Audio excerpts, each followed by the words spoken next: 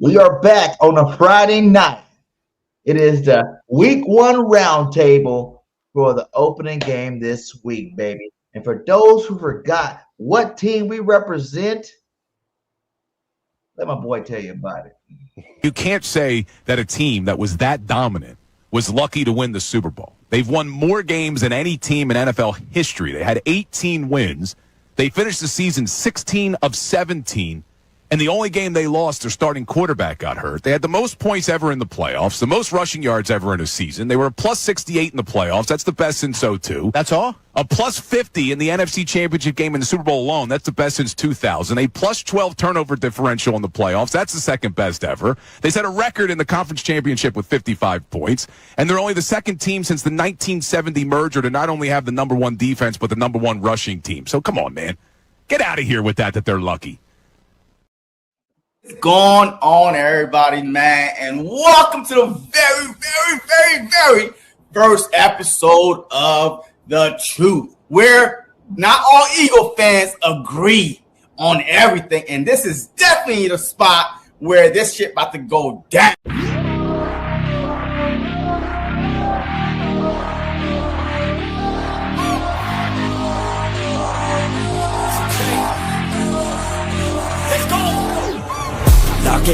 Gotta stay locked in, goggin. Gotta ball out like Robin. Straight to the top, I'm all in.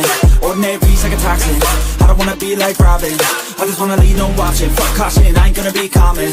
I got the confidence, I got mine shit like I'm the baddest bitch in the club. I'm here for dominance, I'm being honest, that's what I want. I'll never give up, I want the whole place sold out. My name in every mouth, you know I'm after this shit. Till the world say my motherfucking name. Say my name. Say my motherfucking name. Say my, you know I'm after this shit. Till the world say my motherfucking name. Say my name. Say my motherfucking name. Say my, you know I'm after this shit. Till the world say my motherfucking name. Driven by fire, driven by fear, never get tired, no I'm still here. Felt to the cracks, now I'm shifting gears. 10 years into my moments here, waiting my turn, now I'm hot in demand. Slept on a kid, but I had bigger plans. Stayed low key, but I still hit drive. Give me one shot and I'm coming alive. Next on the left, second taste it. Gunning for the top, no limitations. From the basement, no hesitation. Flipping on my L's with straight motivation. Ain't no quitter, I'm built for the grind. Pressure makes. What is up, Eagles Nation? It's your boy Birdgang 31 with a special edition of the Truth pregame roundtable Friday night. How's everybody doing tonight? I brought some boys with me today. We definitely gonna have some fun with it, guys.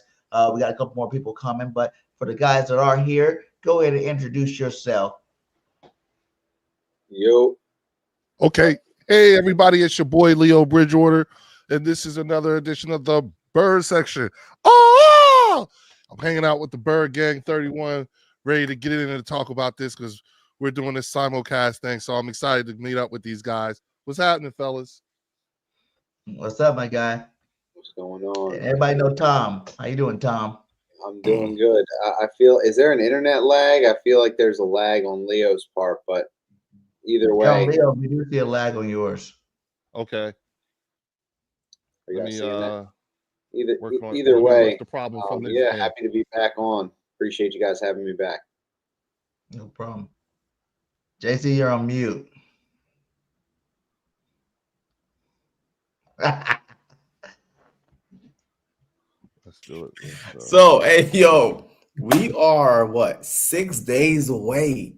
6 days away from kicking off the 2025-2026 season.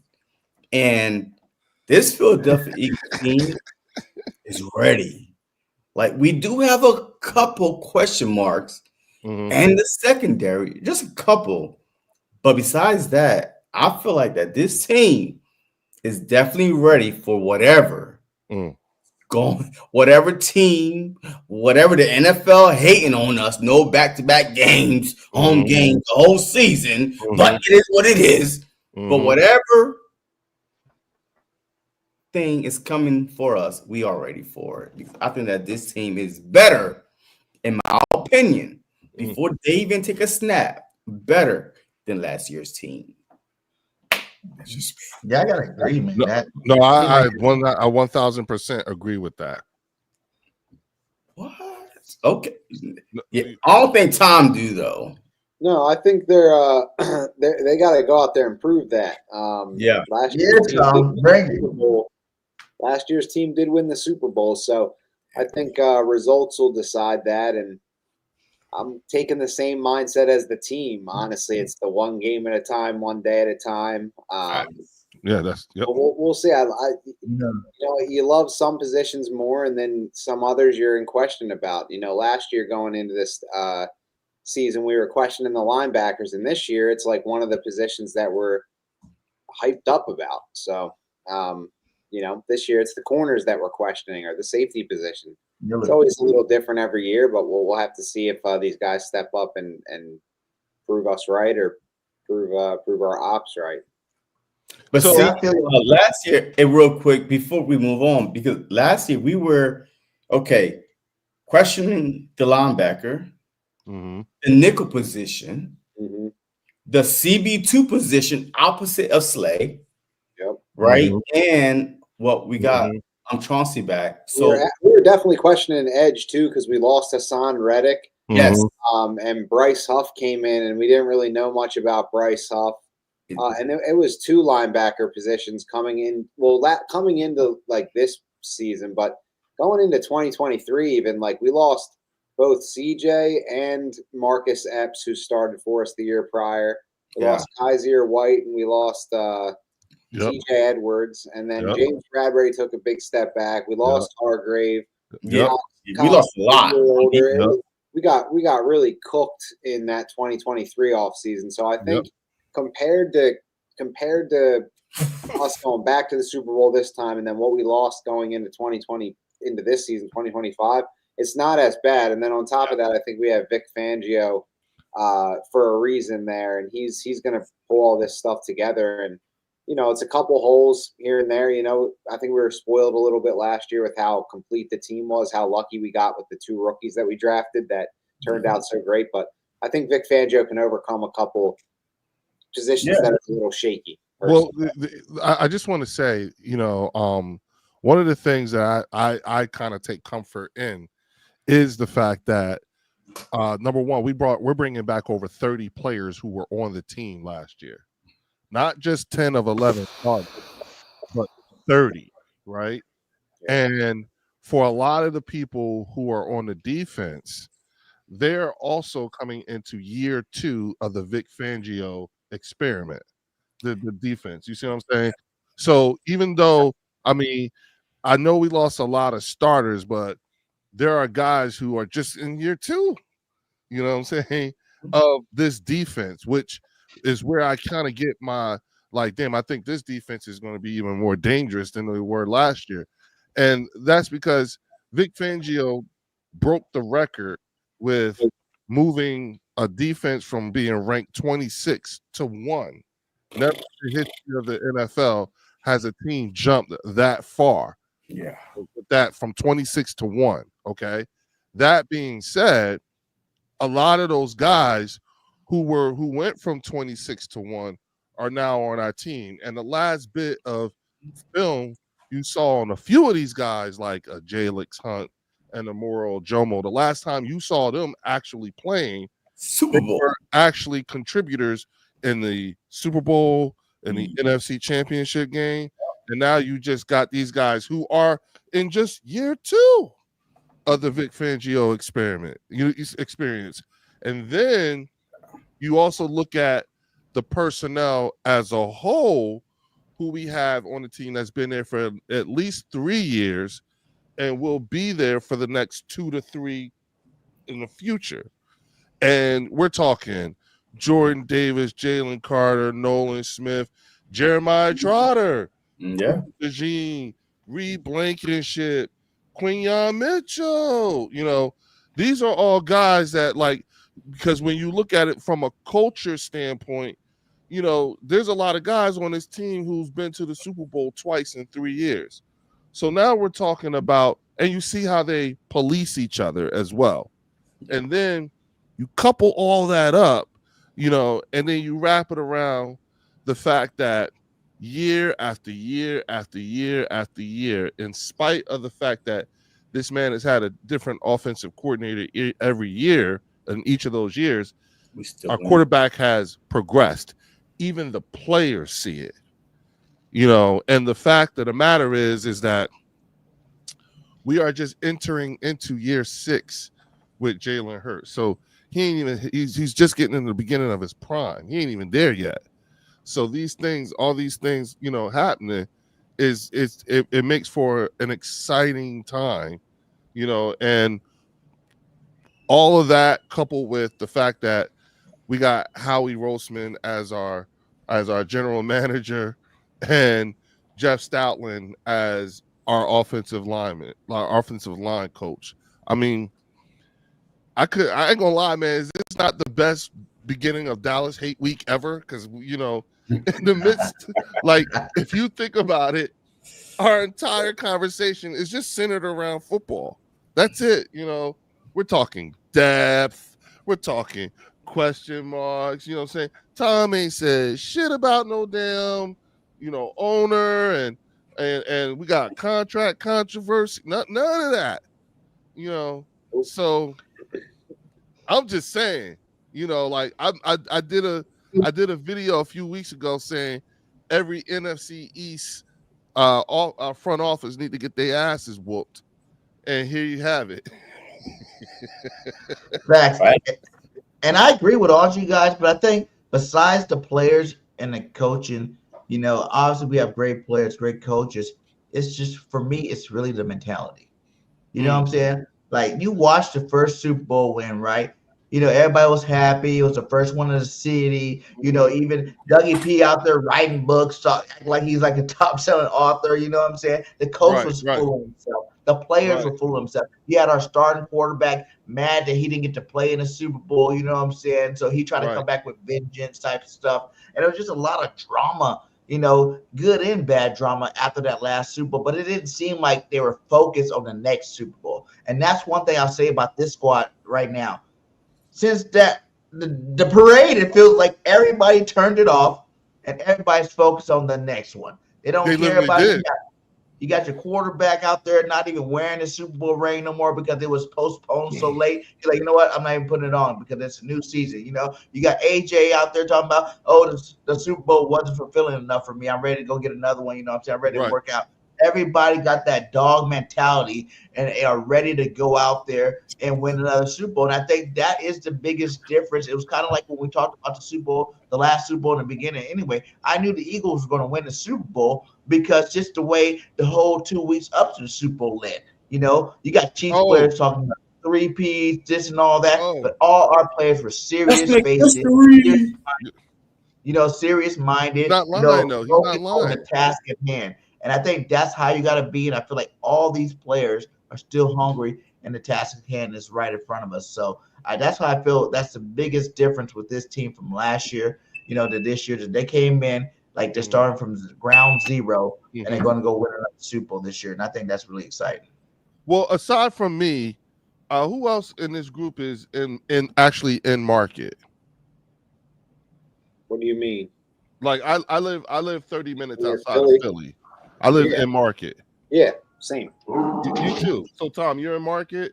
Hell yeah. I go to this year's going to be a little different. I just bought a house. This is what I'm in right now. And so I'm not going to go to as many games this year, but I've been to No, I mean, so all your sports radio and talk radio and everything like that is centered around the Philadelphia Eagles, right? Yeah. That's what I'm wondering, because I want to tell you how they talk around here, like the things that you hear. It's there's one radio station, 94 WIP. Yep. It's like they're like a conspiracy. Like they've got an end for the Eagles. It's like, oh my God, they can't stand Jalen Hurts. On that crap.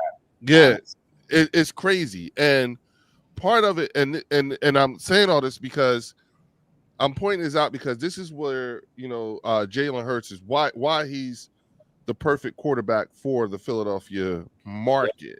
He can handle it because he hears everything, but he literally says nothing. Nothing. Every little bit of everything that you you get about Jalen Hurts, it's not because it doesn't come because someone shoved a microphone in his face. Because normally when he's got the microphone in his face, he's saying shit that be throwing him off.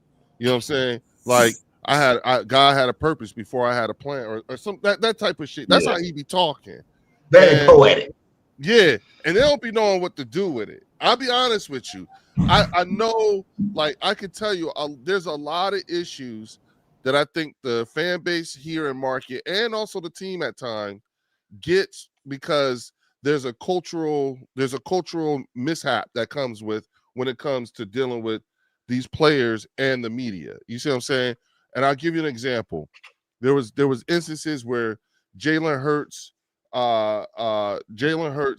and I'm sorry, guys, my camera just died on me, but I can keep going. I'll be like this if y'all all right with that.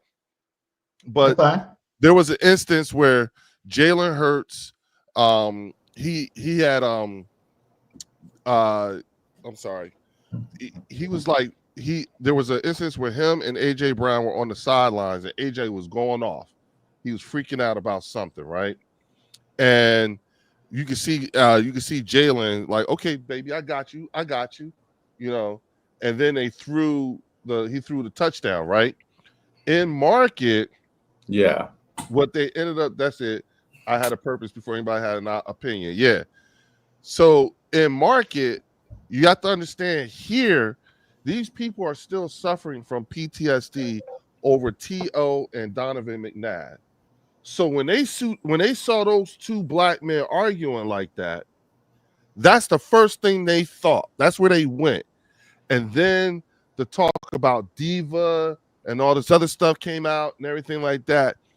And what they fail to realize from a cultural standpoint, you know, those are just two best friends arguing. Jalen Hurts is AJ Brown's godfather. He's AJ Brown's daughter's godfather. They're best friends. You know what I'm saying? Haven't you gotten to that kind of an argument with your best friend? Don't y'all, when y'all argue, when y'all fight with each other, ain't that what it looked like? But see, around here, they took it, they went right to T.O. and McNabb, and then we're gonna have problems. And it's those type of things. I also think it was the same thing when it came to CJ Gardner-Johnson. I think culturally there was something that made them just ultimately uneasy about him. You see what I'm saying? And which made him easily expendable. I think it was just the way he, you know, because CJ Gardner basically is a goon. And that was but he was like, you know, and I think he was just scary for a few people. I think he rubbed people the wrong way with how he presented himself and the way he spoke on business. But you fail to realize you need live wires like that. Listen, y'all, the year we went to the NFC Championship, remember when we heard Brock Purdy? Y'all remember that? Okay. Yeah. That year, we were threatening to break the record for sacks. Remember that, Tom? Remember when we was playing? We was number 3. All right. So and Tom's here, Marcus, he'll tell you, okay? Whenever you're a team that is threatening to break the sack record, forget lead the league, just break the sack record. That's not a football team. That's just a bunch of goons. They're not playing football. They just there to fuck somebody up, punch somebody in the face. That's all they was doing. And that year, that defense, because that was the year we went to the Super Bowl and lost. Yeah. But that whole year, that's what they was doing. And the thing San Fran thought to do was to march Mr. Irrelevant in front of them. What did you think was going to happen? See, people fell in love with the Disney story. Mr. Irrelevant, yeah! He saved us. Remember how they kept showing the dad in the audience with his hands raised and smiling in slow motion and everything like that? Okay, sorry, but those goons right there, they didn't give a goddamn about some Disney story. They came to bust his ass, and to make sure that it wasn't a fluke, they broke the backup quarterback because they got cute with it. That is what I'm not saying they're going to break the record, Yeah. But what I am saying is that this team is loaded with a bunch of goons, and I could see it. You know what I mean? And so, and I think this is, but here's the thing, they're also smart too. You know what I'm saying? So, and take a look at who got elected as a captain. That'll tell you all you need to know right there. And that came out today. Yep. Let's go over that, dude. Since we're done. I want to mark what you're talking about too. The goon. The difference to me, I think, is you need those goon type guys, right? But in terms of CJ compared to like a Jalen Carter, you know what I'm saying? One of those guys, you got to keep it professional too. We're a Super Bowl caliber team, man. We are the face of the NFL. Meaning, like, you watch CJ, you know, Twitch streams, you know what I'm saying? He get a little loose on those Twitch streams, you know, in terms of how he talk, what he do. I think that was really the biggest difference. You know, he carried his emotions on his sleeve type thing. And then he also, you know, he talks a little bit wilder on that. And the Eagles just like, hey, man, we're here for business. We still got goons like Jalen Carter, like guys that can go out there and handle their business and be, you know, professional at the same time. I think that was the biggest difference in terms of, like, you know, why CJ had to go. No, I mean, no, like, all right. So, look, honestly, Vic Fangio was kind of fed up. I think when CJ was trying to freestyle on his own, because the first 4 or 5 weeks he gave up 4 or 5 touchdowns, bombs over Baghdad. Throw it, hey, you're going to get a touchdown over CJ's head. But I really think that he did not fit Vic Fangio's scheme. I think Vic Fangio is very disciplined. He's very, very, hey, you're supposed to be there. I don't want you to do nothing else but be where you're supposed to do your job, like a Bill Belichick. Do your job. And I think that CJ was kind of like freestyling a little bit because you saw it. You know what I mean? How he was getting beat over the top. I'm like, there's no way that's a Vic Fangio system. So I really think that has something to do with it. But also the salary cap. Like, okay, we may not see it now, but we have so many young guys over this upcoming season, off season and next off season. We have to pay big money to. If Jordan Davis go out and ball out, we gonna have to keep him. Like, I mean, unless somebody else behind Jordan Davis step up like a Ty Robinson or Morrow or Jomo that say, hey, look, I got this and I'm on my, second or third year, year. I'm fine. I don't need a big contract. We have to pay Jordan Davis. Jalen Carter. We do not want a Micah Parsons type of problem. And Howie Roseman is very, very good and getting ahead of that. This offseason, this should be this offseason that he get paid, right? You know what I mean? So we have guys that really we gotta pay this offseason. So it's kind of like system and thinking ahead, you know what I mean, with the salary cap. But I may be wrong. MJ, what's up, my guy?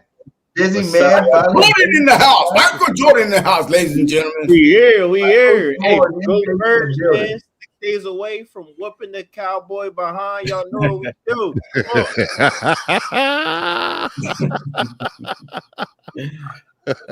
I said, is this not the best the best Dallas hate week ever? Especially after what happened yesterday. I mean, listen, everybody, for all of you, check on your Cowboys friends because they are not okay. Okay, they are not okay. If they looking at you and saying something like, it's okay, we can be all right, it's okay. I wanted this to happen. No, they're lying. I don't care what you say. They are lying. They are trying to. They are trying to put the good face on. Just so you know, and this is a long walk to they know they about to get the anti-brakes beat off of them come next Thursday. Well, we definitely gonna get into that portion when we break down the matchup, but let's go over a couple things with the Eagles, man. We got the captains come out today. How you guys feeling about the captains? On this, I like it. I just wish Jalen Carter was a captain. You know what I'm saying? I wish I Jalen was Carter going to was say, I captain. thought I wanted Nolan Smith to be a captain. No. But there's your captain. We got Mailata, AJ, Bond, Saquon, Blankenship, Elliott, Lane Johnson, and our boy Jalen freaking Hurts. With the goal seed this year. Our whole offense was captains, really, besides two guys. Like majority of the captains was offense. But Jalen Carter, by the way, I think that man. All right, go ahead. Yeah, go ahead, Tom. You haven't said nothing in a while. Go ahead and say it. I like the Reed Blankenship captaincy. Yeah. I think that's a big thing for him. And we were just talking about guys that we needed to pay, and Reed Blankenship is certainly one of those guys. He's going to be a guy that needs an extension, and Jordan Davis was mentioned. All these guys that we want to pay are leaders on this team, and they're all very well connected. And I think any one of them could be wearing the C on their chest, and I think they all need to stay together. So I think they're all going to get extensions, and I think this was a big thing for Reed Blankenship and a big statement on where his status is in the locker room and on the team. And don't forget, he's the NFLPA rep too for the team. Yeah, only right. He's making his way in that department, and he's coming from being an undrafted free agent, so that's pretty inspiring too. During the CBA year too. Crazy. Ultra important. MJ? All right, MJ. No, I see it as the point about you want Jalen Carter to be captain, Nolan Smith. I definitely agree with that in terms of if a Jalen Carter is captain, then you know that he's becoming more of a leader, more mature. That was a knock on him at Georgia. So I definitely agree with that. I think there's also folks talking about Smitty. I don't really get bothered by it because it's never been an issue of Smitty. Like, he's still a leader in his own way. He might not be the most outward guy, rah like a AJ or like a Saquon, but Smitty is still a leader in his own way, and he's one of the best. You saw just what he's done in practice against the Cooper regime. It had Hurts all hyped up. I'm like, this guy's actually showing some emotion. But I definitely love to see Jordan Mailata. He's become really a good favorite in Philly because he's mentoring the young and giving everybody confidence. Hell, he gives Jalen Hurts confidence. So Zach Bond too. So you talking about last thing on it. Howie brought in two guys last season, Saquon Barkley, Zach Bond, who had career years. And now they're not only great players on the team, they're great leaders on the team. So you get both, like not only a great player, but he comes in your system and then he makes the system even better, the foundation, the culture even better. So no, I love it. MJ, how you going to have Zach Bond on your team and make him a captain and you still the second youngest team in the league? Come on, dog. Come on. We are like you got that caliber of players on your team. If you think about it, our entire conversation really is all about depth and the amount of talent that we have. Jalen Carter, listen, Smitty is one of those players, and there's a few of them you can point to, but we'll just use Smitty. Smitty is one of those players who's a captain without a C on his uniform. Yeah, facts. There's certain ones on that team that when they talk, you just, you know what I'm saying? Smitty don't need all that. He good. Smitty is cool as hell. He's done it twice already. You know what I'm saying? You probably don't. He got what he need. He just going out there to put the work in. And to go back real quick, because I'll say this. I saw the thing. It was like 2 weeks after they won the Super Bowl. And AJ said that he thought, it was a couple weeks after the parade. And AJ had wrote something like, I really thought that I was going to feel some kind of way when I won the Super Bowl and it was going to happen. And then it didn't happen. I thought maybe after the parade, I was going to feel some kind of way and it ain't happened. And then when I thought about it, the way I was wanting to feel came from the actual journey. So like a month or so, he started working out. Then you see Devontae right after that say something real quick, something like, yeah, back to work. I'm like, oh shit, like these cats is they're not even playing. You know, like they really what's better than one Super Bowl? 2.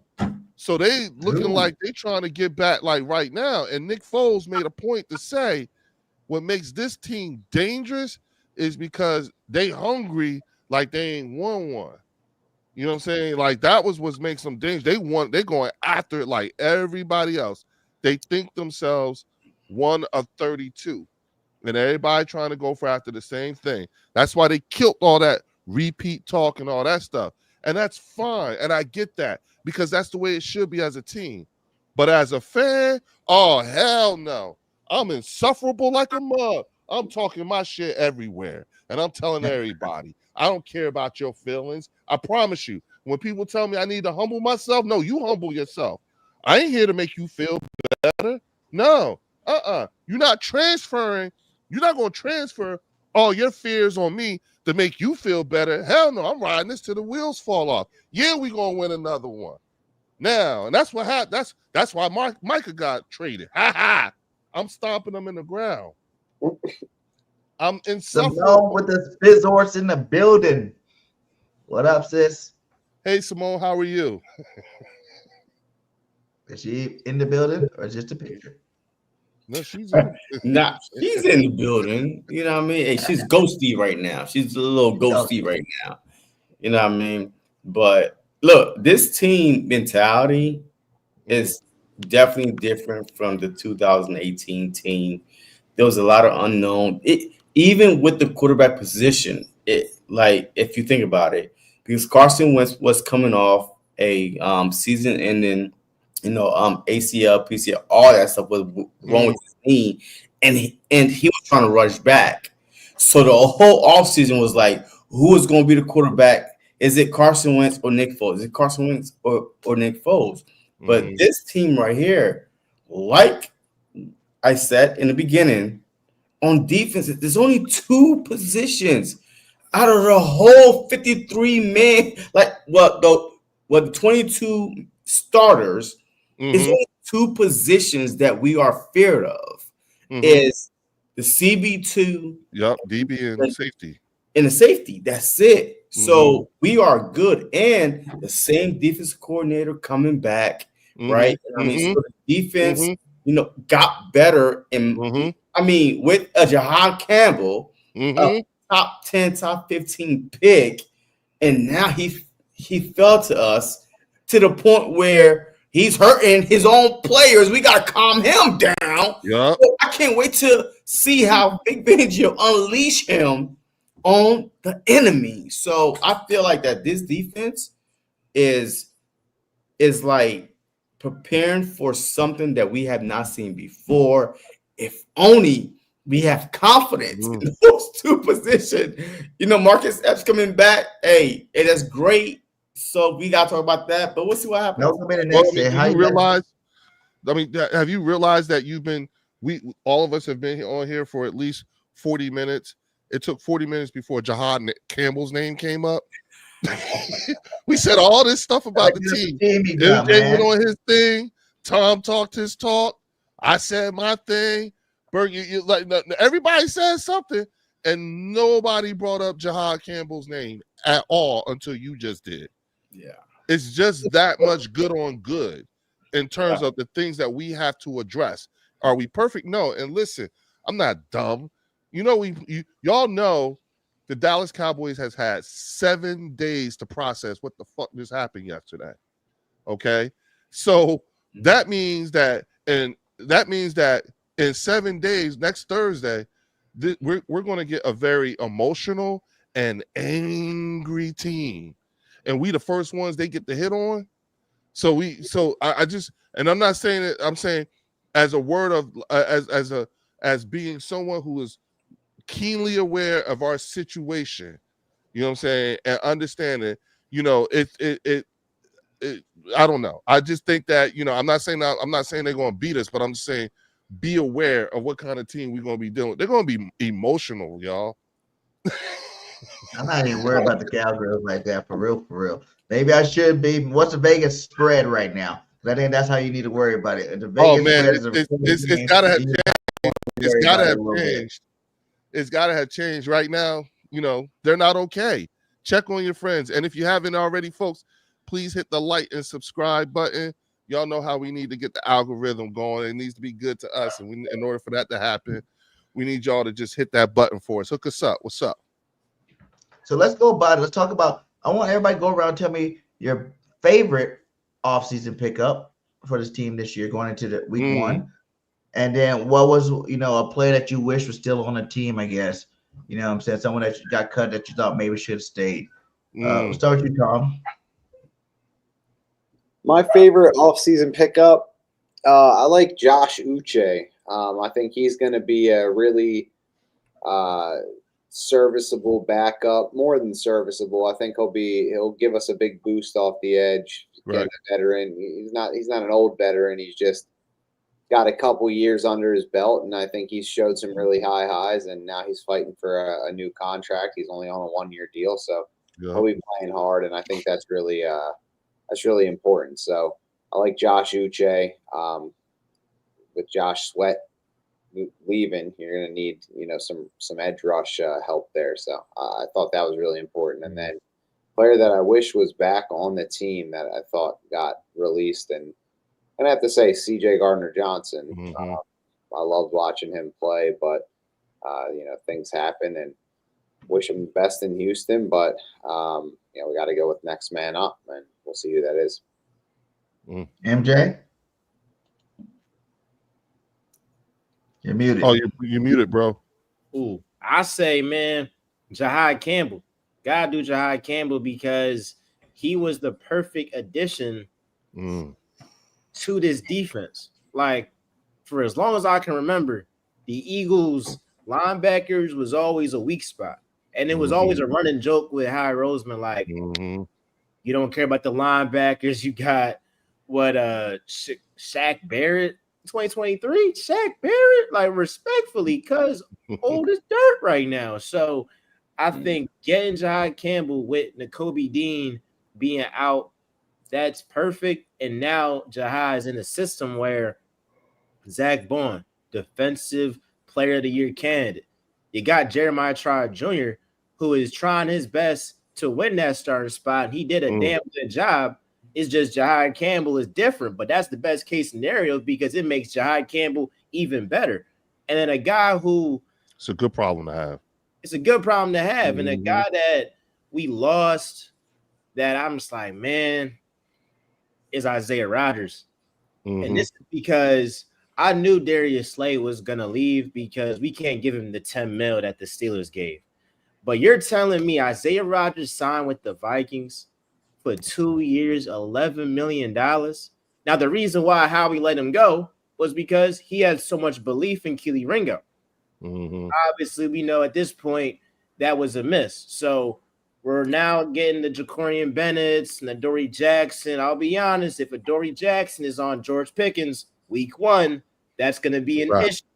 Yep. So we got to just look at that and say, okay, can Ja'Cory Bennett week 3, week 4, similar to how Cooper DeJean, last season after the bye week, he came on, it was over. Same thing with Ja'Cory Bennett. We'll see if, later down the line, he goes out here, starts, and is a service. Week 2. Yeah, I don't need you to be Darius Slay. I don't expect that. Yeah. I don't think anybody that we go and get now at this point is going to be what Darius Slay was. But you still would like a guy that isn't burnt toast every single time, and serviceable. Like that serviceable, bro. Yeah, that's the word. So that's the guy, Darius Slay, not Darius Slay, Isaiah Rodgers and Jahad Campbell. Sis, you in there yet? What's up, y'all? Yeah, I'm gonna have to ditto MJ. Obviously, Jahad, that was a big question with Nakobe Dean going down. And then obviously we seen what Vic Fangio can do with these linebackers. Like, we already know he got the sauce when it come there. But just Jahad, falling to us, it was just giving God made. Him being local to the area, his charisma, his personality, attitude, all that is perfect for the team. Yeah, I mean, he's a Swiss Army knife. Like we throwing him anywhere on the field, he being effective. Jalen Hurts was saying how when Jihad is on the field, like he could feel him. Like, so for Jalen to be saying that about a rookie, that's crazy. And then obviously we lost a lot on this defense. So just having somebody that we can be excited about, like that we already know is going to be an instant impact player, like from day one. That's big. And then same, I gotta go with Rodgers / Slay. I mean, the biggest question mark right now is cornerback 2. Like, we don't even, depth chart came out today. They don't even know who's starting. Like, they got backslashes on the depth chart. And like, we got a game next week. Somebody got to cover Pickens. Somebody got to cover CD Lamb. So, yeah, I mean, that hurt not bringing back Slay or Rodgers. I know Rodgers wasn't like always perfect, but we knew what we was going to get with Rodgers. Rodgers has been in this system. We know he can make plays. We know he could look good on this defense. So just going into week 1 with an unknown at corner, then we got all this freaking firepower of wide receivers we got to play in these 4 weeks. Like that's crazy. Let's go, Leo. Okay. I'm sorry. I was listening to Simone and MJ, and I'm the same way. The same too.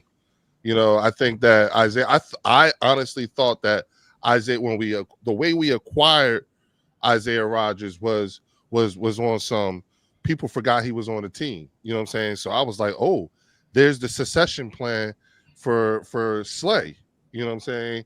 And then I thought that and looking at and Jahad Campbell too, you know, because historically linebacker was a position of need, and it was also because I wasn't too confident in the Kobe Dean being able to stay healthy, you know, considering this, you know, this is like what, the 3rd year out of the 4 he's been hurt, you know, so it's like, but when he plays, he's great, you know, it's just he's always getting hurt. So that was something else that I thought was tough as well. All right, JC. Yo, hey, look, I'm going to say KP, man. You know what I mean? Keeping Kevin Patullo. You know what I mean? Like, I feel like that is a big win for the Philadelphia Eagles, right? He did not go away. And I'm just keeping a guy that's been in the system the past 3-4 years with Nick Sirianni, even AJ Brown, all the guys love the fact that they kept him and elevated him to offensive coordinator.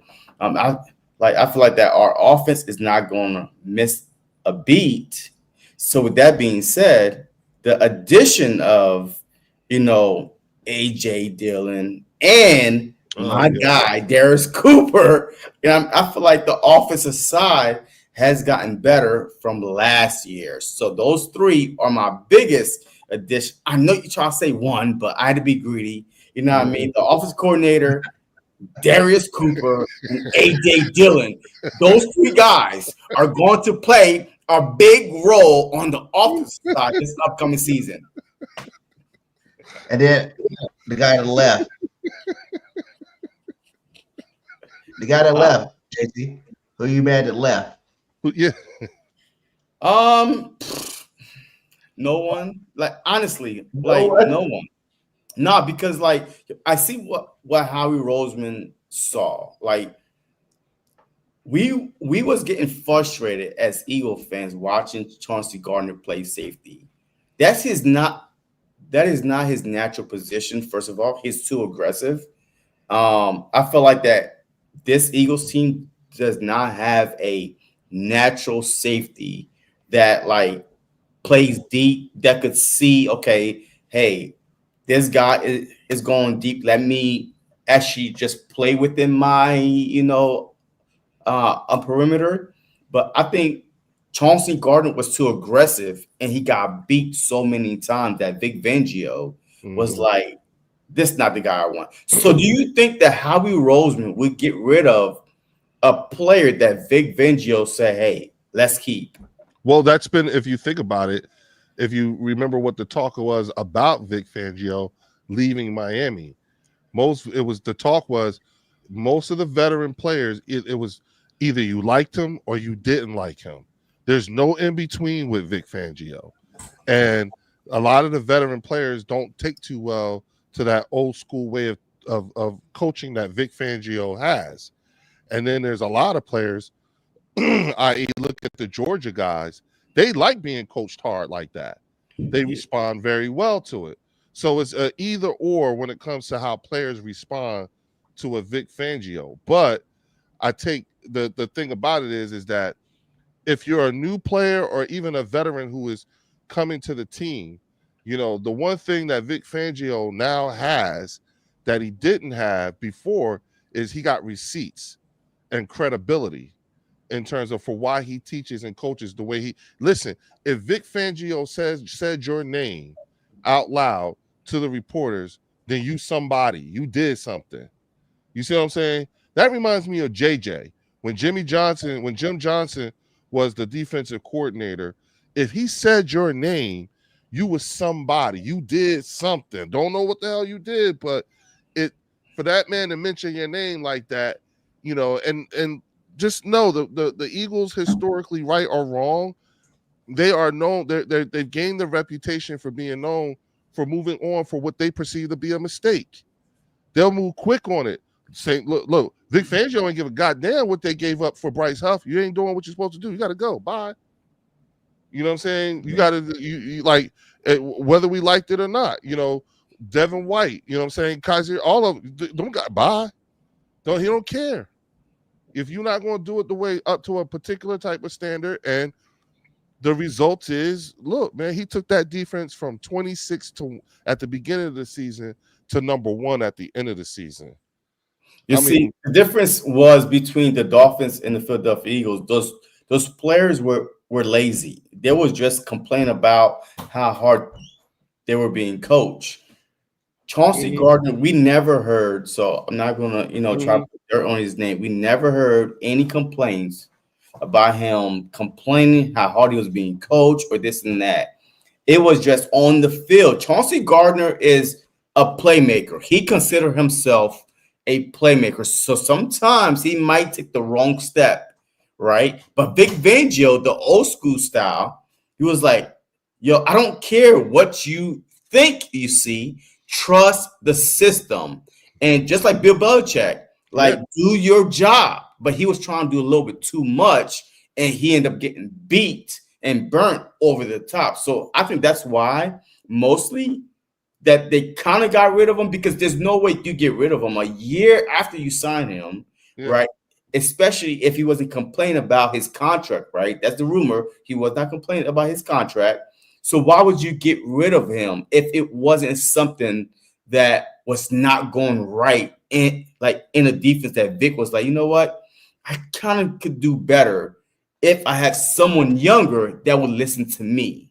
Well, and to bounce off that, that is my guy that I think, I'm happy that we brought on this team, and that's Makuba. Like, I know he's been hurt early, but Makuba, my guy, is one of those cats out there that kind of give me that vibe where he's going to be a big play guy. He's going to make the hits, he's going to make the interceptions when they need to be made. You know what I'm saying? He seems like a big time safety that health is right now early. Look, I don't really, fault him from getting hurt. Like, he's going against grown man. He's not college no more. You're in the big leagues now. You got the best team. You're going to get some of the best players in the league right now. You're going to get nicks and banks. You probably got to adjust your training schedule, your diets, all that good stuff that you hear all the rookies talk about throughout the season. But I think if he can stay healthy this season for us, that's the reason why there's a slash by his name.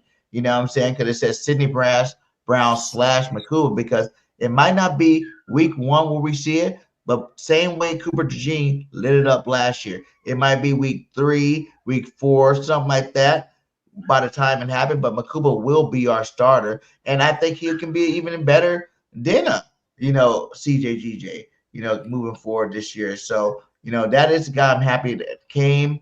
You guys say CJ, and I know this guy that I really, mad that he left, but I feel like he had to get paid, and we weren't going to pay him. So that's really the reason why he left. But that's Josh Sweat, man. Josh Sweat was a Philly drafted player. You know what I'm saying? Like, he did lead the team in sacks last year. Yeah. You know, he was that defensive line. I thought we could at least gave him some money. We weren't going to give him that kind of money that he deserved and got, but you know, it'd been awesome if we could have found a way to pull some strings to bring him back. Because every single season, Josh Sweat got better for us. You know what I'm saying? Yep. And he was the leader of that defensive line last year. You know, like he had 9 of the 11 starters were people we drafted in the Super Bowl. Yeah. You know what I'm saying? So. That's a testament to now you see how much they trust the coaching staff. You know, I trust that Christian Parker going to get the secondary combination right. You know what I mean? And I think to your point about Makuba is that he's a smarter version. He could be a smarter version of Vic Fangio, but CJ just probably, it was like listening to you talk about CJ, it was like, it reminded me of what the issues was between Bill Belichick and Asante Samuel. It's Asante Samuel never shut up in practice. Never. He always has something to say. And him and CJ and Asante, they give me that sense like they cut from that same piece of cloth. And it just rubs people the wrong way, like a Vic Fangio. But yeah, and you get the result that you got. You got to go. It's the coach's way. So let's get. Oh, go ahead. And while CJ, wasn't perfect, he was still good for us. He was still perfect. He was perfect for us. Let's not get it twisted. Let's not get it twisted. Yeah. So I do look at it and I say, okay, we got to trust Makuba. Okay, Makuba hurt. You got to trust Sidney Brown. On the other side, too, the guy that they traded for with the Texans, Kenyon Green, already cut. He's on the practice squad, yeah. But, like, he wasn't even good enough to even make the first, final 53. Like, he ain't do nothing. He was hurt in camp. He ain't show stout, nothing. And then with Sidney Brown and Makuba, if these guys aren't up for the moment, now it's looking like a real miss with, all right, cool. You think you could do better without CJ. But if the thing that you get after CJ isn't it, you look back at it and you say, well, shoot, every year CJ's here, you're going to get 6 picks. He going to bring that fire back. In the Super Bowl. I don't think it's a coincidence that the season he wasn't here, we was getting punked. The 49ers was punking us. Like, these teams saw us as soft. So while I'm very optimistic about Andrew Makuba and he got to stay healthy, if him or Sidney Brown, if they not that, I'm looking at this and be like, that was a miss, Howie. You ain't perfect all the time. You feel me? Like, you're still one of them guys, still the best GM in the league. But, you missed a couple of times, and that's a miss. Mm-hmm. All right, let me get your thoughts on hey, before we move on, hey, MJ, let me get your thoughts about bringing back Marcus Epps. I think that's a interesting move because a former Eagle at the same time, I thought Justin Simmons was coming. And like, I did too. Gio, look, he's been coaching damn near 2 times as long as I've been alive. Like, he know more than me. These are the guys that they're in the building, in practice. I'm sure if Vic Fangio wanted Justin Simmons, they would have got him. Yeah. I don't know why he doesn't want him, but that's another story of another day. So I think it's a good depth piece in terms of, like I said, if Sidney Brown or Andrew Makuba aren't ready, you got to vet that at the very minimum is going to be a serviceable guy that isn't going to just jack everything up. But if Marcus Epps is out there, I'm going to be like, what's going on while we trade CJ? Yeah. And shout out for the $5 super chat. He says, CJ was one player who didn't trust his brothers. He's a phenomenal player, but he was undisciplined. Got scored on more than any other DB. And like, we talked about that earlier too as well, but at the end of the day, he still is a baller. But what MJ was talking about the whole we have missed without the CJ Gardner-Johnson for like the aggressiveness and what you're talking about, like he brings that that dog mentality to the field. I feel like the reason why we were able to get rid of him because we have so many other players. The year that we, lost the Super Bowl, and we came back and we were getting pumped by the Niners in the game type stuff. Who was it? It was a Bradbury getting punked before the pregame. Yeah, we didn't have that fire then, but I feel like with the Jalen Carters and with the Quinyon Mitchells, with all these other cats that we do have on a roster now, it wasn't as big as a need anymore to keep them in terms of that aggressiveness, because we got dogs down that are very aggressive and ready to go, tear heads off people. We did need him, for the beginning of the year just to get that morale back. But I think now we do got them Georgia Bulldogs, and them Alabama Roll Ties out there that, got that aggressiveness. Oh, hold on real quick. Hey, fellas, listen, do not pay him any mind. That's Vinny Hagan. He's a Cowboys fan. Okay. That's one of my boys from one of my channel. Like, Vinny, ignore him, y'all. I told you, check on your Cowboy friends. Okay, they are not okay. They are all going through the different phases of mourning. There's the sadness, there's the rage. They're all going through it. So just ignore these people. It's okay. Just hold them up in prayer. That's all. Okay. Sorry about that, Donald. Well, let's get to this Cowboys game, guy. I want you guys to let me know. I know Micah Parsons is traded. I think we can start off with that. How big of an effect for this game? This should be a simple answer for everybody, but how big of an effect do you think it is about Micah Parsons, for one? And for two, do you think, there's any real, matchup you're looking at that's going to be a problem for us coming into week one? So we can go around. You want to start back with Tom again? Yeah. So this super chat first before you boom well. So we wanted to come back. Super chat? Okay, yeah. It says Super Bowl and CJGJ don't correlate. Those horrible coordinators is why the Eagles didn't reach the Super Bowl. No scheme is why we were getting punked. Okay. Yeah. Thank you for the $5 super chat. I do agree with some of that because JG sucked in the Super Bowl. Jonathan Gannon was horrible in the Super Bowl in terms of what he called. So I do understand that one.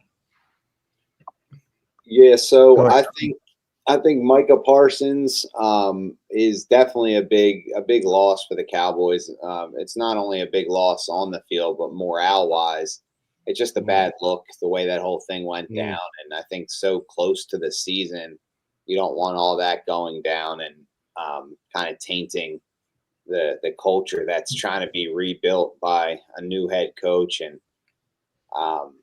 kind of a new direction of where they're going. So, I mean, I guess that was the message they wanted to send, or maybe it just ended up that way with the way the negotiations went. But nonetheless, it's bad energy. So I think that's just a dark cloud hanging over them. And in terms of the matchup that might be a problem for us, I know everyone's going to, point to the cornerback too, but this one's on Vic Fangio. If our second cornerback like Jacorian Bennett or Keely Ringo or Dory Jackson, whoever ends up out there, if he gets exposed, then that's on Fangio just as much, because we have two good cornerbacks in Quinyon Mitchell and Cooper DeJean. So it's a chess match. You got to find ways to not have George Pickens find a way or CeeDee Lamb find a way to get on that third corner. We have to have Cooper DeJean and Quinyon Mitchell take away their top two targets for most of the game. Obviously, it's going to happen here and there, but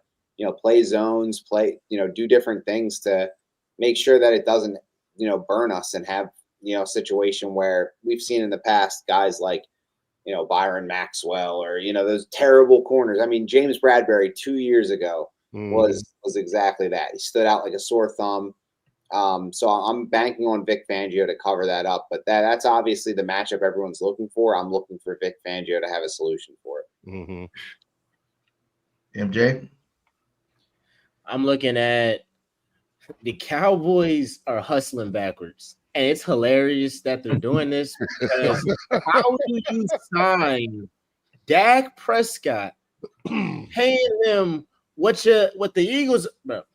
The Cowboys are paying Dak Prescott what the Eagles are paying for Jalen Hurts, AJ Brown, Zach Bond. It's like 5 players. I can include Saquon Barkley. Like, the ineptitude that the Cowboys organization has, like, it's insane.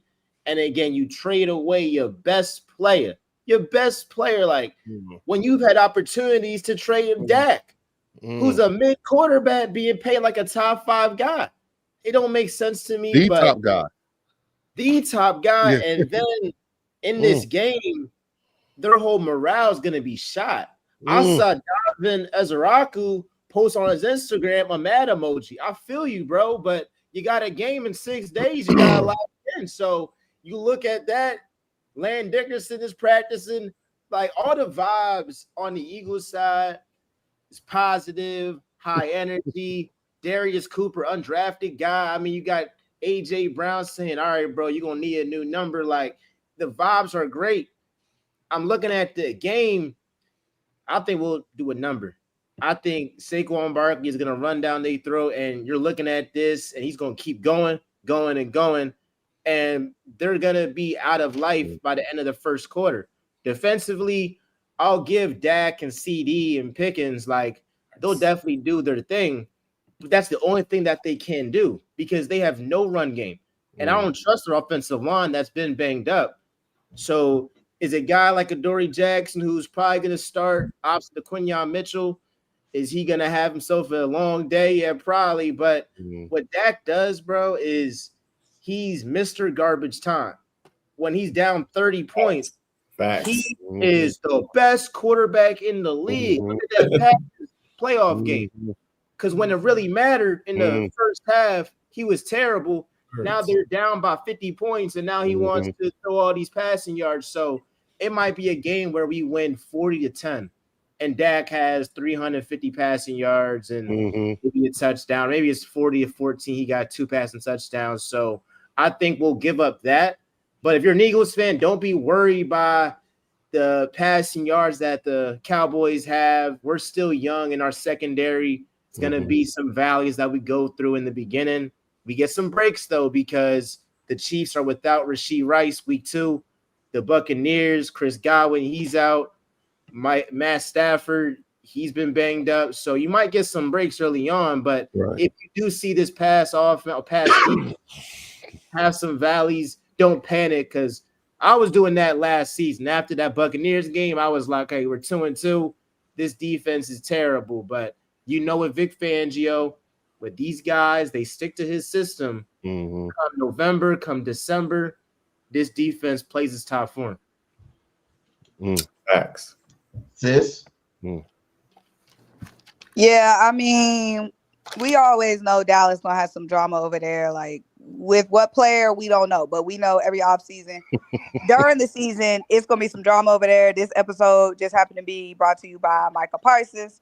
I'm not really like, at this point, I'm like, I don't even know what to think, because Dallas was out the way with or without Micah Parsons. Like, come on now. They wasn't a threat to us with or without him. So it's not even like I'm super moved by the fact that Micah isn't playing on Thursday, because even if he was, Dallas was still food. You know what I mean? So I am like a little bit annoyed they sent him to the Packers. But that is what it is.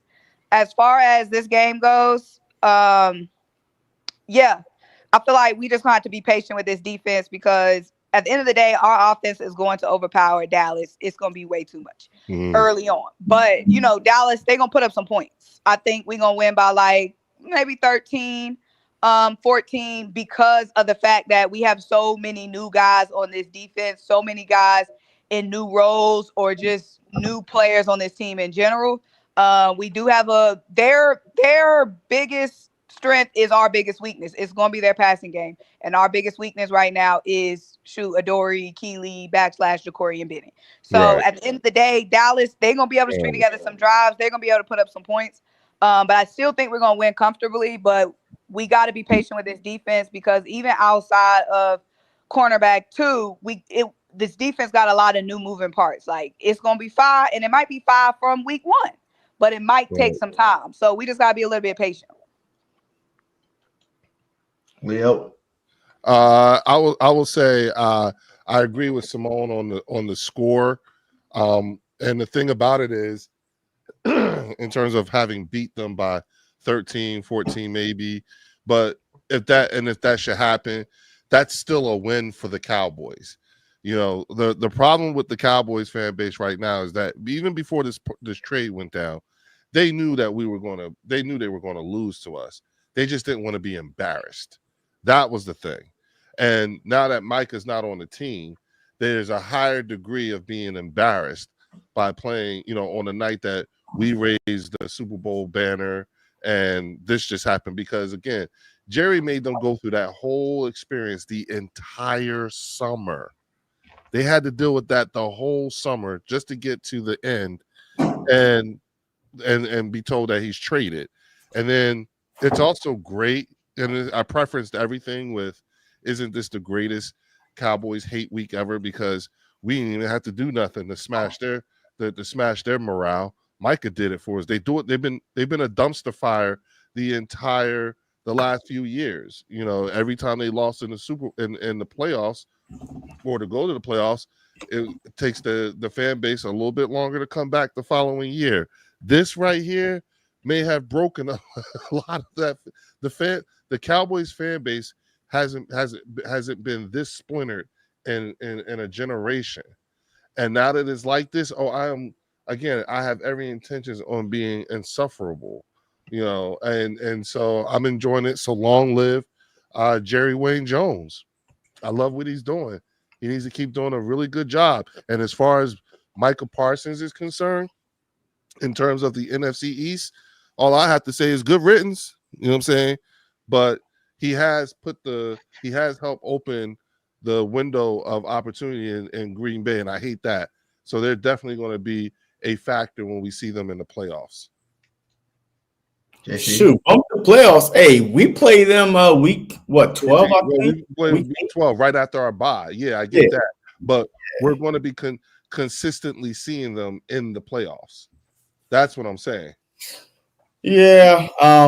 Look, I think that this trade for the Dallas Cowboys have more meaning towards their emotional mindset than anything on the field. Absolutely.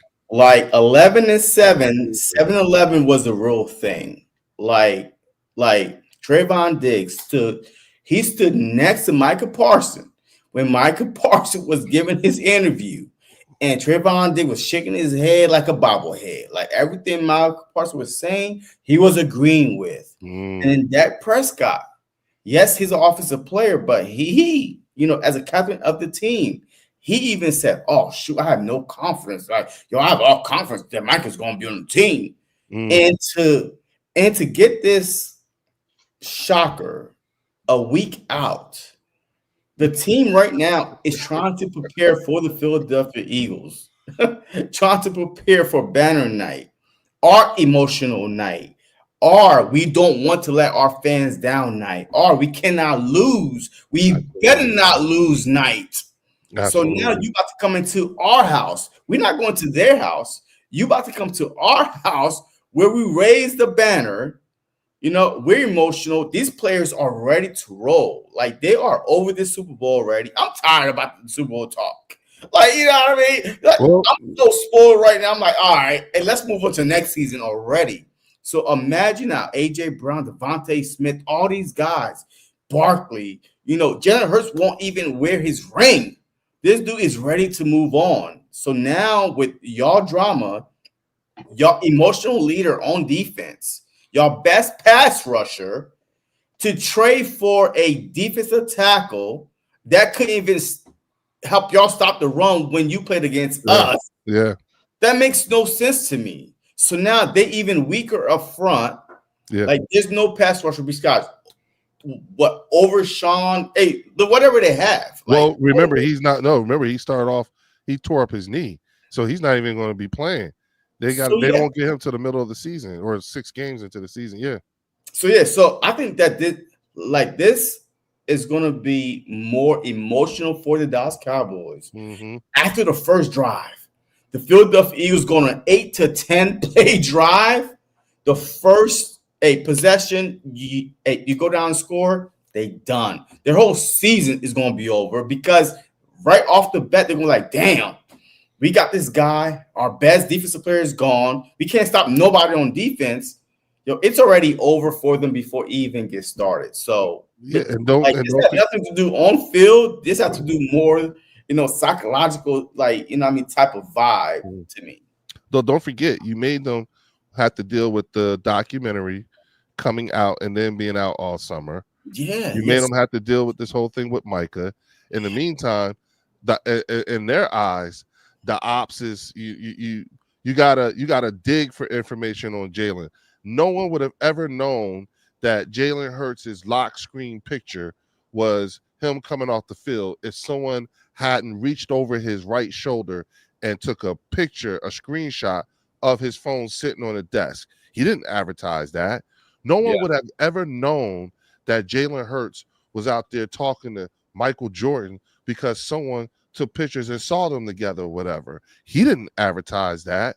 No one would have ever known or put 2 and 2 together if that Jalen Hurts never put his ring on at all during the ring ceremony until people started looking at all the pictures and no one figured out. Someone figured out he does not have that ring on at all.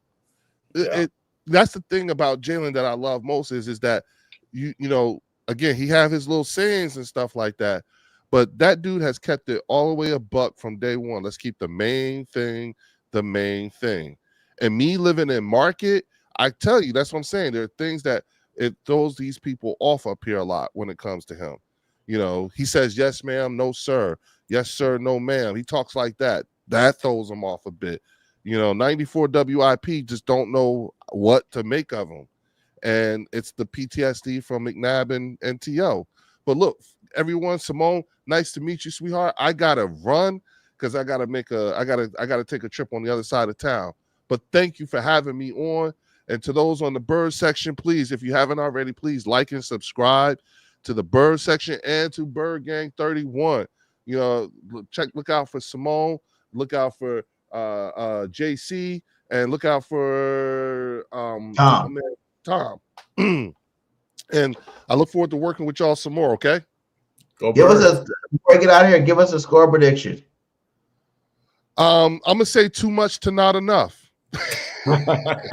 Damn. Too much to not. I like that one. Yeah, I like that one. Way too much to not enough. Look, they're gonna get smashed. I know I said my thing about we got a emotional team. I just want us to get out healthy. You know what I'm saying?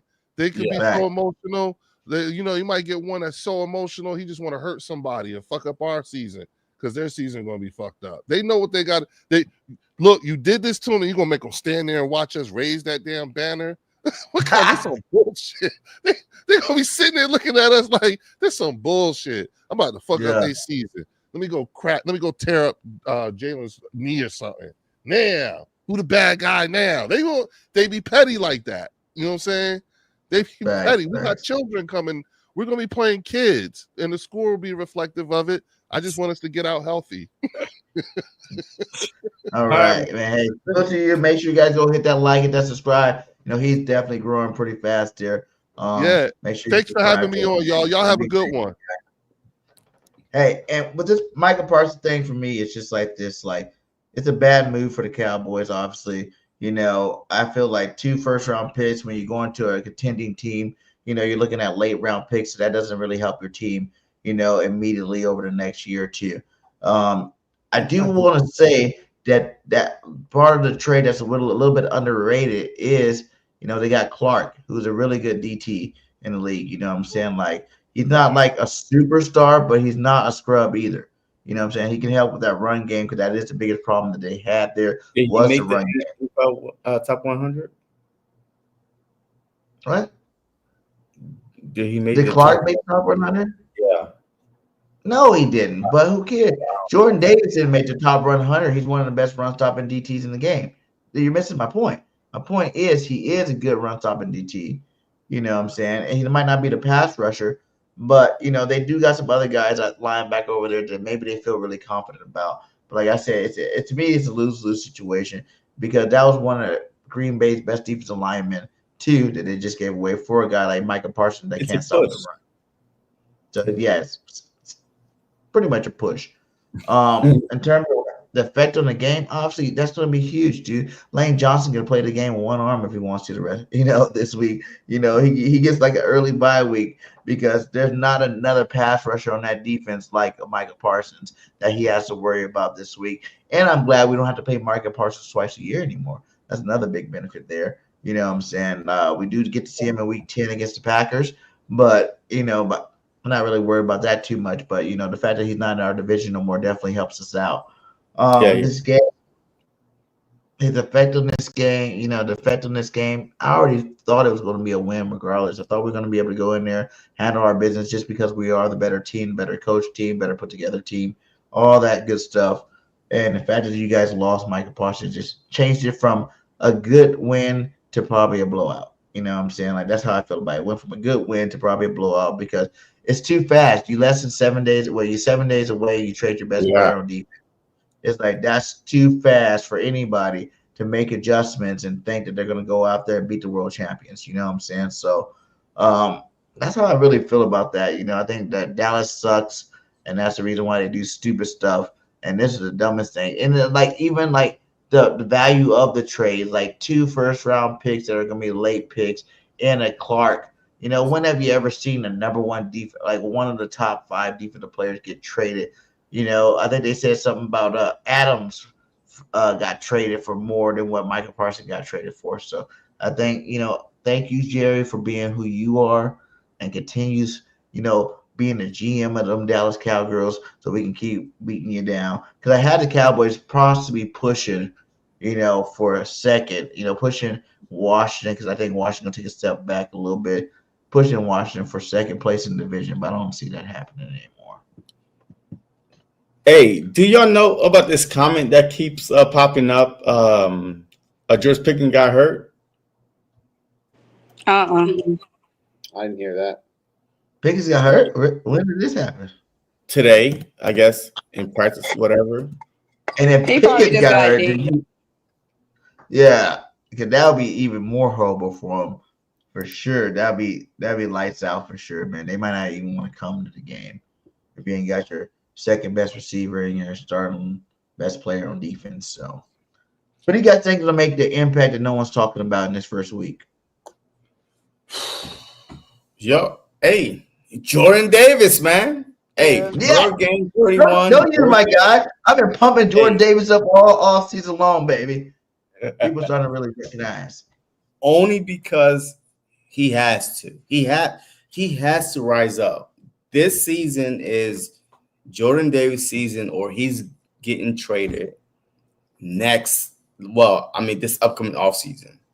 All right. Howie Roseman is not going to pay him. Like Jomo is waiting behind him. And I'm pretty sure that Ty Robinson and all these guys. So if he does not go out from game 1 and start balling out and help his counterpart out, Jalen Carter, to take the pressure off of him, I think he's going to be gone. So he came into camp as light as possible, as feeling good. Been over 4 years? It took 4 years? But it took 4 years to get here.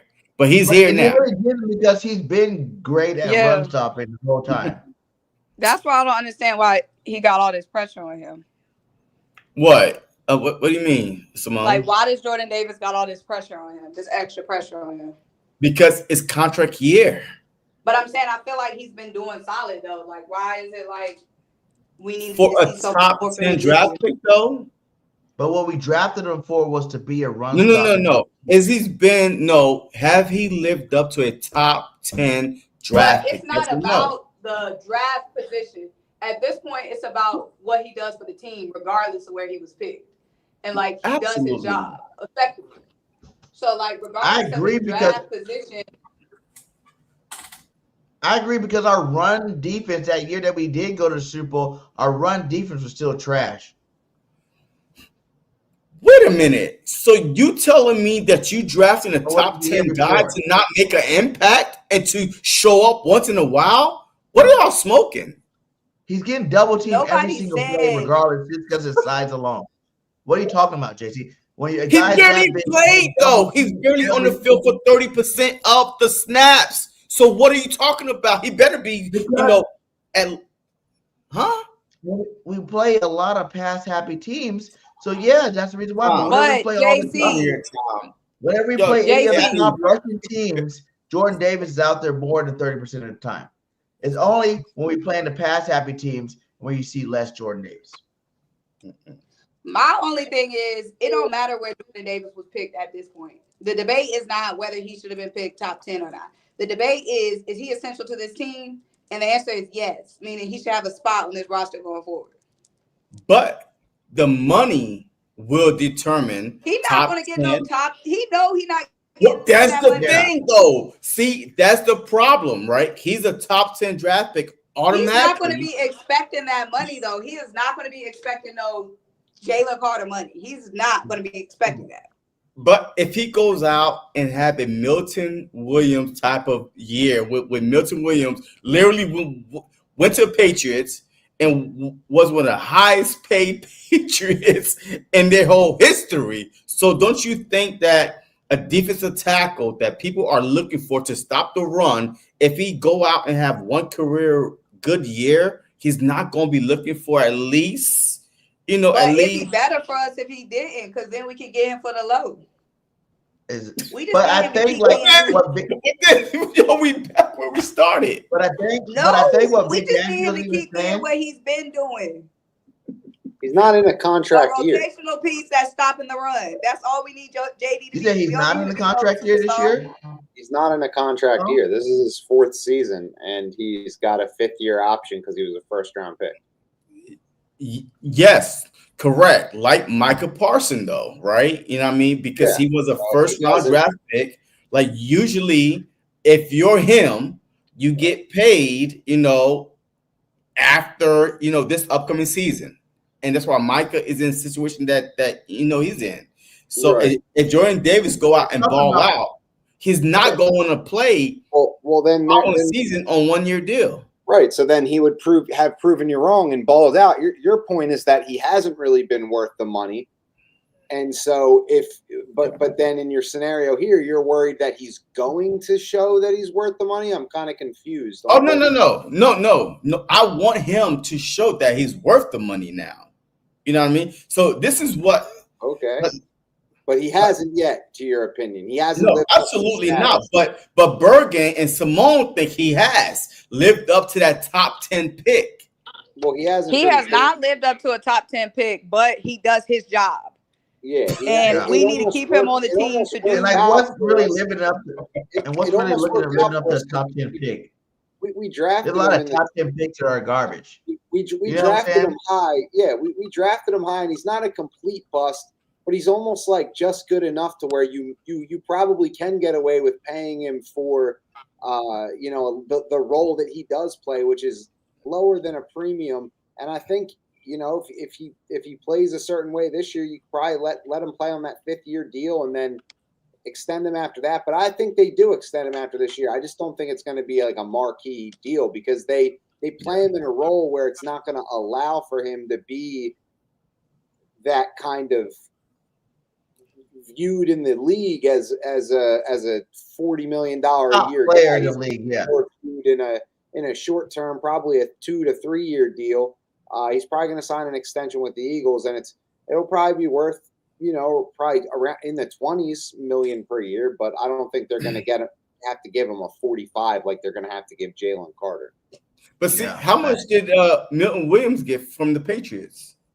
Well, Milton Williams is like a high upside pass rushing defensive tackle, which is a whole that's a different.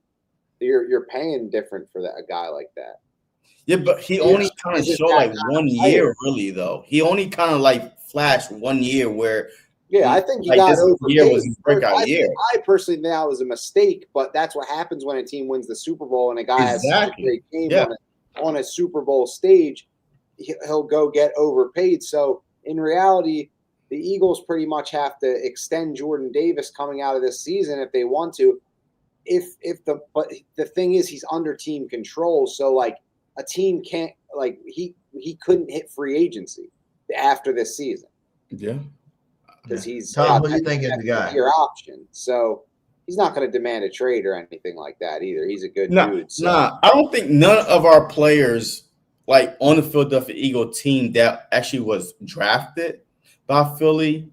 Like if you look at the history, people that come to play here, either free agency or got drafted, they want to stay here, right? Josh Sweat, right?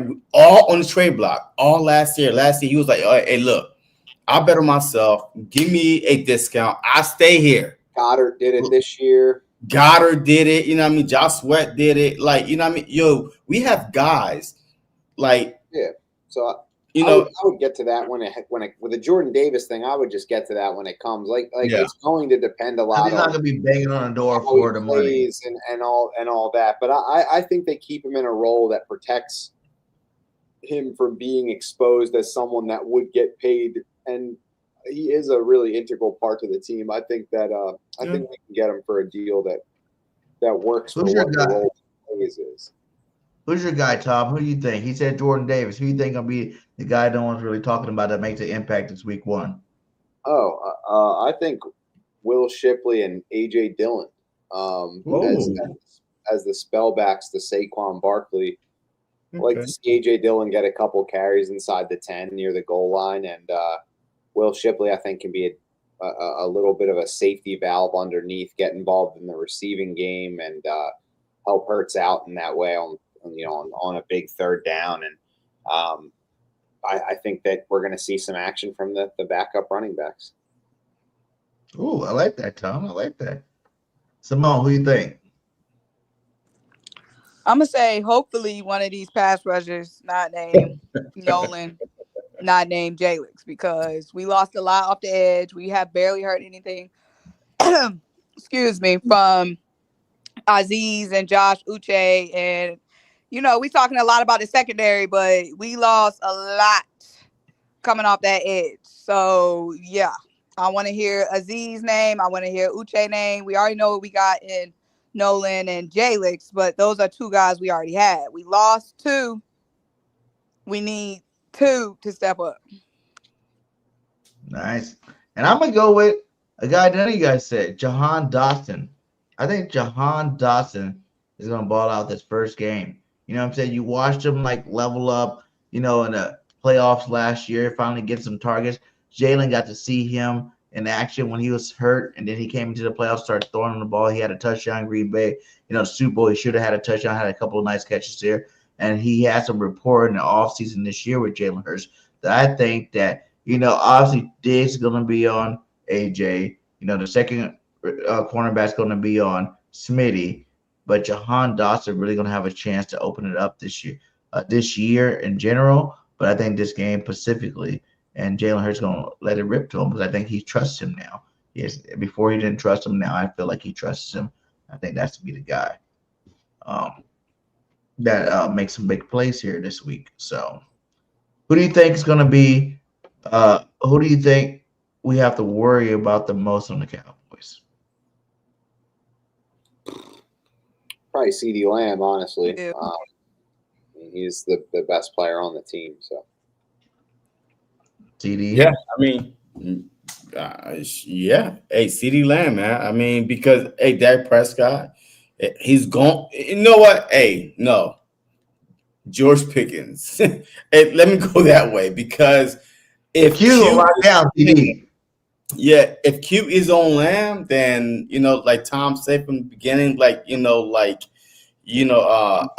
say from the jump, that's a scary matchup because Pickens could, he's a sneaky Devontae Smith, acrobatic catches, he's very good at catching the ball, and we already saw in the preseason how our second CB2 was not looking too good. So I'm interested to see that matchup. And I'm pretty sure if I'm the Cowboys offense coordinator, I'm not putting nobody in the slot. I'm not putting nobody, where Q's at. So I'm going to focus on the CB2. Unless Q is traveling with Lamb, wherever, that side is with a CB2, I'm going after them. So Pickens to me will be the guy that we lose track of because of Lamb and At the moment you said CD2 or what? You there? Oh, my bad. Yeah, I'm definitely going with the wide receivers. I mean, Dak, he gonna come out there. He trying to prove something. Pickens trying to prove something because he trying to get paid himself. Dallas, again, they gonna be coming in. They gonna be trying to play spoiler, and their only hope is to air that thing out. And we know one thing that love to do is try to air that thing out. But shoot, it's gonna be something. Adoree, Keely, / Decorian, they need to bite down on that mouthpiece. Okay. I'm gonna say someone you guys didn't even talking about, and it might not even be an impact of the game, but I'm gonna just go on a limb just to go a different route, and I'm gonna say Miles Sanders. Booby coming back to Philly. Wait, Booby is he coming in the back team? to Philly. Wait, did he make the team? Yeah, He's their second guy. He did? I feel bad for Miles Sanders, bro. That's crazy. Coming back on our banner yeah. night. And he said every game is going to be No. personal. He didn't say that. That's some rumors stuff. Every game is going to be personal with Booby, regardless if he said it or not. Okay? Regardless if he said it or not. We didn't want to pay the guy. His season has been trashed ever since. Yeah, his If career. there's one game he's going to try his hardest, his damn near the best game he probably get tested after the game from HGH. You know what I'm saying? Because he's going to want to go out there and dominate this game, man. And I'm telling you, man, like I know our run stopping, like Jordan Davis going to do his thing. I'm not really worried about it, but just to throw another person out there, I'm going to say boo because everything's personal. You know what I'm saying? This league is really cruel to people sometimes. And I think that now that he's on the Cowgirls, you're going to have to watch out for that run because everybody's expected to see CeeDee Lambs. Everybody expected. Oh, what's their tight end, too? He's a good guy, too. Ferguson. Ferguson. Yeah, Pickens. Everybody's expecting these are the guys we have to stop. Don't let I feel like Booby get loose. I feel like Miles gonna come out. He gonna have like He gonna have like a 5-yard game. Then he gonna have like maybe he gonna get like a 6-yard game. We could be like, oh shoot, Booby, and then he gonna end up with like 35 yards. Your Because you gotta realize before Saquon, game he had. Miles had. Look, he gonna have the same type of game he had in the Super Bowl. The last time we saw him play. All right. Irrelevant. Okay. So no factor. I'm just saying that's my guy to watch out for. But shout out to all you guys. We're still 100 deep in here. Make sure you hit that like, follow Tom, subscribe to Simone, everybody that's on the platform, JC, BG, all of us go hit that like and whatnot. Spread this around to the rest of the Philadelphia nation.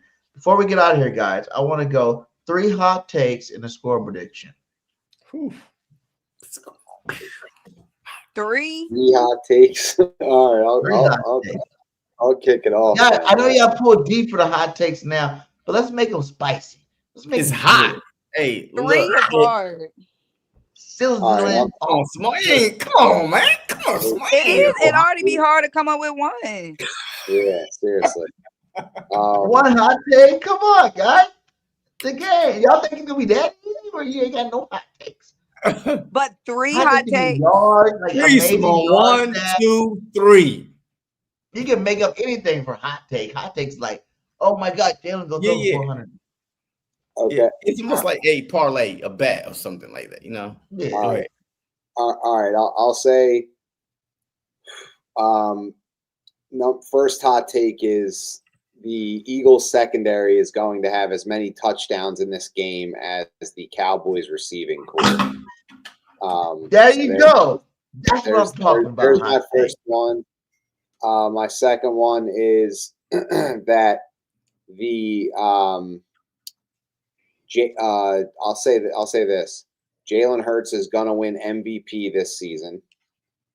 MVP of the NFL. That's my second hot. I don't know if people consider that a hot take. That's just pretty vague, but he's gonna win MVP. And then my third hot take is that that we're gonna be seeing Joe Milton in this game coming up, and we are going to see Sam Howell or Tanner McKee, whoever's ready to go in this game. We're going to see both backups play because it's going to be lopsided enough to where we're seeing snaps from the backups. Damn. That's why we love Tom, baby. That was nice. Talking about you couldn't think of 3 hot takes, my guy. Oh, and then That was good, my guy. prediction. And then a score prediction. Yeah. Yeah, I'm gonna say, and then my score prediction also goes with my final hot take about seeing the backups. I'm gonna say we beat the Cowboys 38-16. Woo! Man, I like that. Belt to ass. I like it. I like that. Simone, let's go. I'm gonna say Keely Ringo, 3 picks. Who? Wait, who? Wait a minute. That hot take. That's a What? hot take. Wait. You said hot take. Wait, yes. Yo, I understand. But are we benching our starters? You said hot take. Yeah, Right? yeah, that's Don't worry about We're JC. toast. Continue. And that's okay. All right, Continue, go ahead, Simone. Simone. So Keely Ringo, 3 pick sixes. Oh my God! Stop. 3 picks. Yo, I'm crying right love now. it. Did you I want love a it. hot Keep take going, or you Simone. want a regular take? You said a No, hot keep take. going. Keep going, Simone. I love it. Keep going. Where's your other two? Yo, I gotta I'm going to say Darius Cooper, 5 tutties. Okay, that's a little too far. Yeah, that's a little too You far. said hot. Give me your Let's read it hottest down. take. 5 tutties for Darius Cooper. You said give me What your the hell ain't hottest Darius Cooper take. gonna be? Oh, Okay. We ride with the Is that not what you said? Now, go ahead. That's hot. Oh man. Yeah. Look, I try to stop it before she even got started. But go ahead, Simone. Hey, finish with your hot takes. And I'm going to say Saquon breaks the rushing record in this game.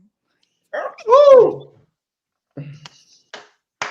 So we're gonna have a backup DBs in, and No. we're gonna have Saquon rushing for over 300 yards in the No, game. the 2K record. Oh, okay. So okay. Oh man. Woo! What's your score position, Simone? Oh, I love Is it. the score prediction and hot take or regular? 100-0 because Simone gonna come with the hot takes. What you done said? We got Darius Cooper with 5 tutties. You got Saquon Oh, rushing all over him. yeah. So that's already what? 40 Oh, points? man. Yeah, so you said the Eagle about to win 89-10. Yo, I literally had to go get me a napkin to wipe my. Yo, I was crying. You said, give me your hottest take. Man, That was yeah. You know what I'm saying? When you ask you to go big, you go big, my girl. For All sure. I'm doing is giving y'all what y'all asked for. Oh man. And what's your score prediction, Simone, with that? And hey, you never know. My score prediction is hot takes aside. 30. I'm trying to do some math in my head. What's 24? 31. No. It be the football that It's 6 a touchdown, 1 field goal. Okay, So you get 7 a drive. 31. 32, excuse me. 32 to 13. No. 32 to 16. 16. All right. And JC, what you got? Yo, why do I have to follow Simone after those hot takes? Yo, this is gonna be a hard act to follow, by the way, but I'm gonna try my best. All right. So one hot take is the Philadelphia Eagles will rush for over 250 yards in this game. Is that a hot take? That's regular. Okay, Philadelphia Eagles will work. You know what? Hey, you know what? I like that, Simone. I like being challenged. The Philadelphia Eagles will rush for over 300 yards in this game. Now that would be like, I don't know what an NFL record is for a rushing, game in one game, but they'll be pushing it or probably break it. So I'm going to say the Philadelphia is going to rush for over 300 yards in this game. Okay. All right. So, but I'm going to go even deeper than that.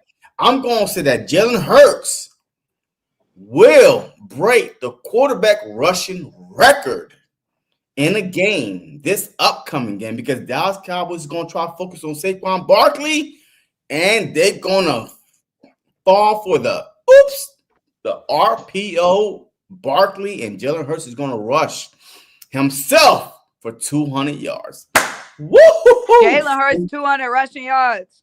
200 rushing yards. So remember, the Eagles as a whole, over 300, but Jalen Hurts, 200 rushing yards. Now, that's a hot take. That's a hot take. Which could come true, by the way. You know what I mean? And they focus on Barkley. But I'm going to go a little bit farther. Dak Prescott will throw not one, not two.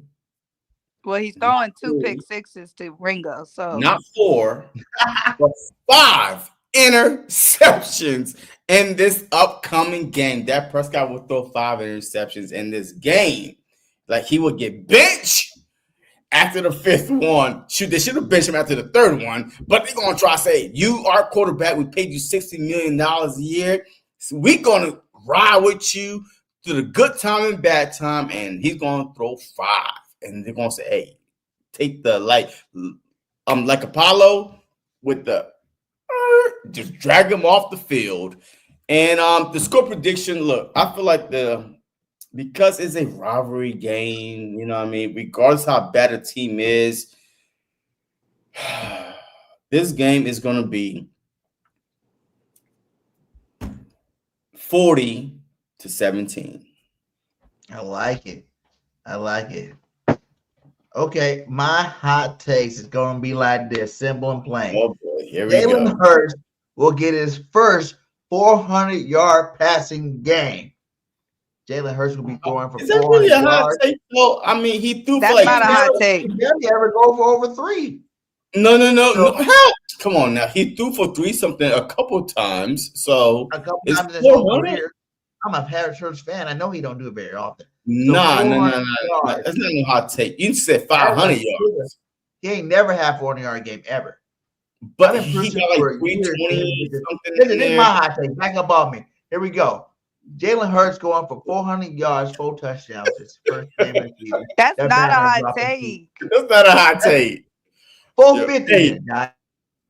450, 4 Say touchdowns. 500. Is that better for you? No, it's not a hot take. 450? No, it's not a hot take. That's very hot. Listen, I don't care what you say. 450. It's a little. No, I'm going back to my hot. 450. 4 touchdowns. Jalen Hurts. Okay. The defense will have 8 turnovers this game. That's another hot take. How many is Ringo getting? Ringo gonna get you a 3, girl. Ringo gonna get you a 3, okay? I'm going to throw that out there for Simone. And Ringo is going. Hey, another hot take I have. Ringo is going to get cut halfway through the game.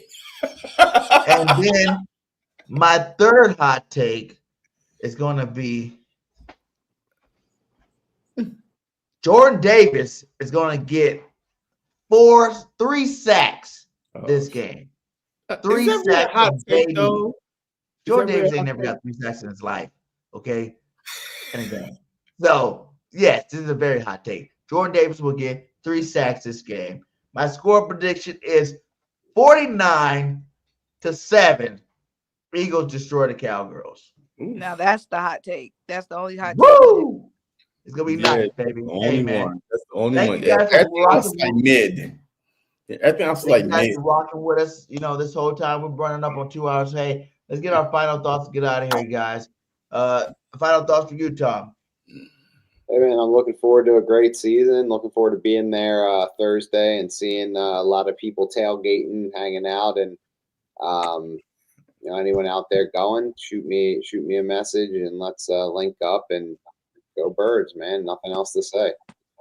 Hell yeah. Make sure you go hit that follow on Tom on X, baby, because he's dropping jewels. Simone, hot takes. Last final words before we get out of here. Yeah, can't wait for next week. Been had my outfit laid out since March, so ready to pull it out the closet and put that G on. Yeah, so my birthday is Friday, so an Eagles win on Thursday would be the perfect way to start my birthday weekend. So yeah, can't wait. Happy birthday. Early birthday. JT? Yo, hey, look, my final thought is this. This season is going to be challenging, folks. There's no back-to-back home games, 10 playoff teams from the previous season. We don't know how they're going to be this upcoming season, but 10 playoff teams from the previous season that we're facing. Just be patient, man. Like, this Eagles team is hard to repeat as Super Bowl champs, but don't panic. Do not panic. Do not start throwing, rocks and don't call for nobody to get fired and people to be. Just relax. It's hard to repeat. Remember, the 2018 Philadelphia Eagles, after they won the Super Bowl, they started 2-4. Like, they were awful. And we still made the divisional round, one catch away right through Alshon Jeffrey's hand from probably going to the NFC Championship game. So relax. It's a hard schedule, a long season, but do not panic. That's the only thing I said. Don't panic. No matter what the record is, you know that the Philadelphia Eagles always finish strong. They never let you down. They always finish strong. Regardless if we're tanking or not, we always finish strong. So don't panic. Just relax. Just support the team. Even the players are saying it. The players are even saying it. Hey, look, just if things don't go right the first 3, 4, 5, 6 games, don't try to turn against us. Just be patient. Just be, just support us. And everything's going to be all right. So, hey, I'm going to say the same thing. Just be patient. A kind of new offense a little bit, a couple new tweaks on defense, but you don't want your team to be hitting the hot streak the first 6 games of the season anyway to go 6-0, whatever. No, you want them to get hot at the right time, just like the Eagles got hot last year after the bye. So I'm not worried. So I'm telling y'all not to worry the first 6 to 8 games. Don't worry. Scared money don't make money. The Eagles about to be belt to ass all season long. And listen to JC. That's why I am BG on the truth. I'm going to tell you exactly what's about to go down. None of these teams can mess with us. None of these teams are on our level. The Eagles about to have one of the greatest seasons ever by a football team in history, ever. I'm not going to say we're going to be the 17-0 Dolphins, but I'm going to say we definitely about to dominate this year better than any team have done recently. So you guys be ready for a fun, exciting season. All your favorite players will do their damn thing. Jalen Hurts will lead the way like a champion that he is. MVP season, like Tom said.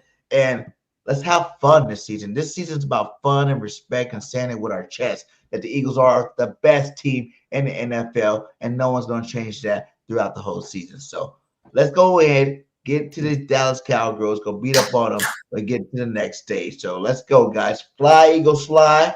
The Birds. And we out. Peace. There's a lot of cats getting shine that don't deserve it because they ain't do what Jalen Hurts did. That's fair. And at some point, your resume matters. And this man is a champion. Yeah. Is a champion who wins when it counts, produces when it counts. And oh, by the way, what way do you want him to do it? You want him to throw fun. You want him to run fun. It don't matter. He's going to do it. When you do it like that, and I know that I can count on you when it's time.